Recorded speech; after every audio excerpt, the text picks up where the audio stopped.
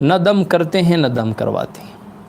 اب دم کرنا، دم کروانا اگر شریعت کے دائرے کے اندر ہو تو یہ تو جائز ہے، قرآن کی آیات کے ساتھ، قرآن کی صورتوں کے ساتھ، اللہ کے پاک ناموں کے ساتھ اگر کسی کو دم کیا جائے تو یہ تو جائز ہے۔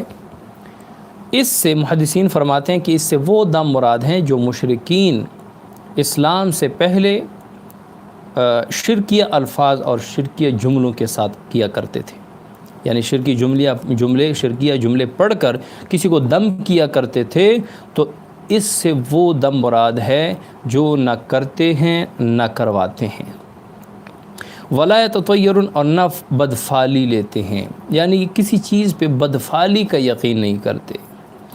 مشرکین مکہ یا مشرکین عرب یہ کیا کرتے تھے کہ اگر وہ کسی سفر پر روانہ ہوتے تو اپنے سامنے سے کسی پرندے کو اڑاتے، اگر پرندہ دائیں طرف اڑ جاتا تو وہ کہتے کہ یہ سفر مبارک ہے، جانا چاہیے، اگر وہ پرندہ بائیں طرف اڑ جاتا تو وہ کہتے تھے کہ یہ سفر ہمارے لیے منحوس ہوگا، یہ سفر ہمارے لیے خیر کا باعث نہیں ہوگا، لہٰذا اس سفر کو کینسل کر دیتے تھے۔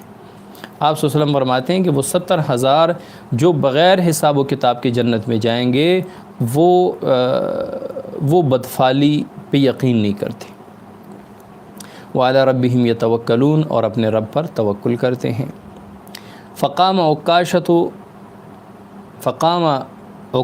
بن محصن رضی اللہ تعالیٰ عنہ، تب حضرت عکاشہ بن محصن رضی اللہ تعالیٰ عنہ اٹھے، فقال، فرمایا، ادعو اللہ ان یجعلنی منہم، اے اللہ کے حبیب میرے لیے دعا فرمائیں کہ اللہ تعالیٰ مجھے ان 70,000 میں سے کر دے، تاکہ میں ان 70,000 میں سے ہو جاؤں، یعنی میں بھی بغیر حساب و کتاب کے جنت میں چلا جاؤں۔ فقال، آپ صلی اللہ علیہ وسلم نے فرمایا، انت منہم، آپ ان 70,000 میں سے ہیں۔ ثم قام رجل آخر، پھر ایک اور شخص اٹھے، فقال، اور کہا، ادعو اللہ ان یجعلنی منہم، میرے لیے بھی دعا فرمائیں کہ میں بھی ان لوگوں میں سے ہو جاؤں۔ فقال، تو آپ صلی اللہ علیہ وسلم نے فرمایا، سبقک بہا عکاشہ، عکاشہ تم پر سبقت لے گیا۔ اب اس حدیث میں جو بنیادی چیز ہے وہ اللہ پر کامل یقین ہے۔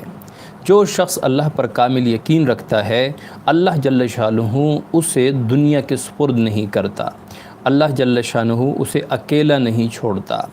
اس وقت مادہ پرستی، مادیت پرستی اتنی زیادہ ہے کہ مسلمانوں کے اندر بھی اللہ پر یقین سے زیادہ مادیت پر یقین ہے، پیسے پر یقین ہے، دولت پر یقین ہے، ارباب اقتدار پر یقین ہے۔